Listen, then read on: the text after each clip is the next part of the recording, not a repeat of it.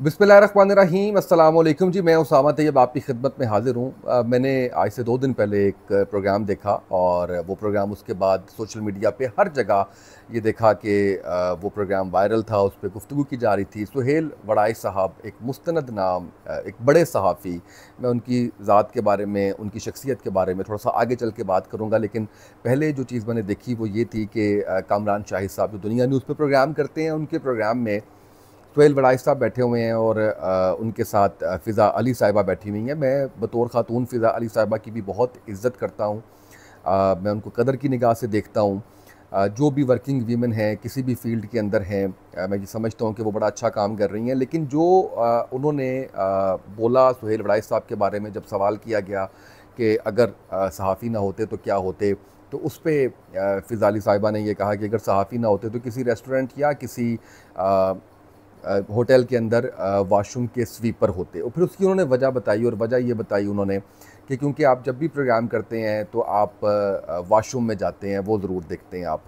तो सच्ची बात ये है कि बड़ा दिल दुखा इस बात से। सुहेल वड़ाई साहब जैसी शख्सियत, आप अज़राए मज़ा, आप सामने बैठे हुए हैं और आप मुस्कुरा रहे हैं। वो जो मुस्कुराहट थी, मुझे नहीं पता लोगों ने कैसे लिया इस मुस्कुराहट को, किस तरह से देखा। लेकिन मैं आपको तहे दिल से, सच्चे दिल से ये बताना चाहता हूँ कि दिल दुखा ये सुन के।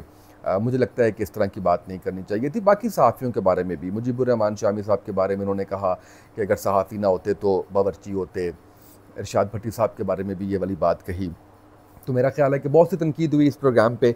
फिर जो सुहेल वड़ाई साहब ने ट्वीट किया, उसने और दिल दुखा दिया। वो ट्वीट उन्होंने कहा कि मैं तो इसको कम पेशा नहीं समझता। उसका जो लुब्बे-लुबाब था ये था कि मैं तो इसको कमतर पेशा नहीं समझता कि अगर कोई स्वीपर है।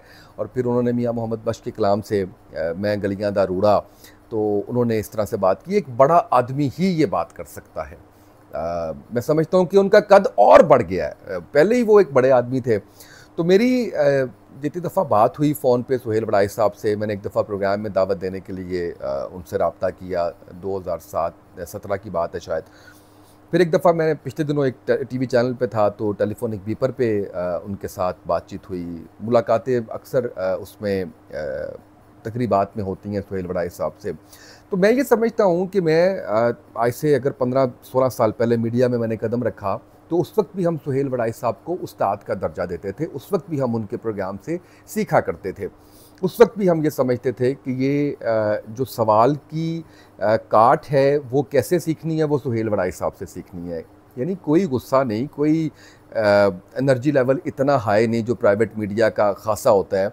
बड़े आराम से, बड़े मासूम से अंदाज़ के अंदर वो बड़ा सख्त से सख्त सवाल भी कर जाते थे।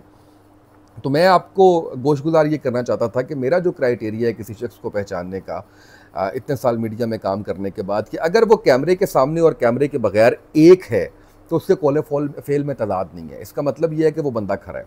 तो आप यकीन जानिए कि मेरी जितनी मुलाकातें हुई सुहेल वड़ाई साहब से, मेरी जितनी आप समझिए कि फ़ोन पे बात हुई, टेलीविज़न प्रोग्राम्स के अंदर बात हुई, मैंने उनके कौलो फेल में तज़ाद नहीं देखा। मैंने नहीं देखा कि वो कैमरे के सामने कुछ और हैं। आप यकीन कीजिए, कुछ ऐसे मिनिस्टर्स के साथ मुझे इंटरव्यू करने का मौका मिला, जो कैमरे से पीछे इस तरह से खूंखार नज़रों से देख रहे होते थे हमें बतौर होस्ट, और जैसे ही कैमरा ऑन होता था, वो इस तरीके से देखा करते थे मुस्कुराहट के साथ, कि वो फ़ौरी तौर पे ना नतारा हो जाता था कि ये इनकी शख्सियत क्या है, इनका किरदार क्या है, इस हवाले से बतौर इंसान वो कैसे हैं। तो सुहेल वड़ाई साहब बहुत काबिल एहतराम है, और मैं ये समझता हूँ कि इस सारे वाक़े के बाद उनका जो कद काठ है वो बहुत बढ़ गया है। और मैं पूरी कौम की तरफ से सुहेल वड़ाई साहब से माफ़ी मांगना चाहता हूँ कि इस तरह का आपको स्टेटमेंट का सामना करना पड़ा, और आपके सामने जो है वो, और लोग आपके साथ हैं, लोग आपके काम को सराहते हैं। कहाँ आप बेनज़ीर भुट्टो साहिबा का इंटरव्यू करने वाले, कहाँ आप इतने बड़े बड़े। और मैं एक चीज़ ज़रूर बताऊँगा कि सुहेल वड़ाई साहब का एक दिन जियो के साथ नज़र आता है, लेकिन हम ये जानते हैं, दुनिया जानती है, पाकिस्तान जानता है कि सुहेल वड़ाई साहब से ज़्यादा मुस्तनद शख्सियत पाकिस्तान की सहाफ़त में नहीं है, जो पाकिस्तान की सियासत को जानते हैं। इलेक्शन सेल के अंदर जो किरदार सुहेल वड़ाई साहब का होता है, और जो बरादरीज़म है आपके इलेक्शंस के दिनों में, जो आपकी फैमिलीज़ की सियासत है, एक एक नाम सुहेल वड़ाई साहब के फिंगर टिप्स पे होता है और उनको ये तक पता होता है कि कितने वोट किसको कहाँ से जो है वो होने वाले हैं, क्या जोड़ तोड़ हो रहा है सियासत के अंदर और कौन किस तरफ जा रहा है, क्या किसकी पार्टी का पलड़ा भारी है, कौन कौन बंदा किसके साथ है। यानी तमाम हलकों के हिसाब से उनको, इस हिसाब से उनको सारा कुछ याद होता है और वो उसके ऊपर अपना तजिया पेश कर रहे होते हैं। टीवी प्रोग्राम्स के अंदर आप उनका तजिया देख रहे होते हैं। हमारे यहाँ पे असल में एक खलीज ये पैदा कर दी गई, एक लाइन ये ड्रा कर दी गई कि एक तरफ हमने कहा कि एक पार्टी की नुमाइंदगी है, दूसरी तरफ की बात की गई तो कहा उसकी नुमाइंदगी है, तीसरी तरफ की बात की गई तो कहा है उसकी नुमाइंदगी है, जो कि गलत बात है। आप किसी की अगर किसी के तज्ज़िये से, किसी की गुफ्तगू से अगर आप इख्तलाफ भी रखते हैं तो भी आपको बड़े इखलाक के दायरे के अंदर रखना चाहिए। इस सारे वाक़े के पीछे भी ये कहा जा रहा है कि शायद एक पार्टी को खुश करने के लिए किया गया। मैं इसलिए इसके ऊपर कोई मुस्तंद बात नहीं कर सकता कि ये सुनी सुनाई बात है, फिर मैं भी उन्हीं का हिस्सा बन जाऊंगा। लेकिन जो भी वजह है, हमें अपने बड़ों की, और जिस उम्र के हिस्से में सुहेल वड़ाई साहब हैं, इंटरनेट तो उनकी उम्र 60 बता रहा है, लेकिन मैं ये समझता हूँ कि उनकी एनर्जी जो है वो 30 साल की है। 63 बता रहा है, लेकिन उनकी एनर्जी जो है वो 30 साल की है। तो उनका अदब वो हम सबको करना चाहिए। मेरी इरशाद भट्टी साहब से कभी मुलाकात इस तरह से नहीं हो सकी। सिर्फ एक दफ़ा मैं इंजीनियर मोहम्मद अली मिर्ज़ा साहब का इंटरव्यू करने जा रहा था और बाहर आ रहे थे, वो एक सिर्फ इस हद तक एक है। मुजीबुर रहमान शामी साहब से मैंने पॉडकास्ट भी किए, मैंने टीवी प्रोग्राम्स भी किए, मैंने बहुत से तकरीबात में ऐसी तकरीबात को होस्ट भी किया जहाँ पे मुजीबुर रहमान शामी साहब थे। उनकी शख्सियत भी आप यकीन जानिए कि बहुत ही शानदार शख्सियत के मालिक हैं। उनके भी कोलो फेल में तज़ाद नहीं है, उसी मोहब्बत से, उसी शफ़क़त से पेश आते हैं जैसे सुहेल वड़ाई साहब पेश आते हैं। तो हमें इन तमाम लोगों को, ख़ासकर सहाफ़ियों को, अगर आप टीवी चैनल पे प्रोग्राम कर रहे हैं, आप होस्ट कर रहे हैं, तो हमें इनसे सीखना चाहिए, हमें इनकी कदर करनी चाहिए। हमारे यहाँ पे हीरोज़ बनने का ना अब रवाज नहीं रह गया।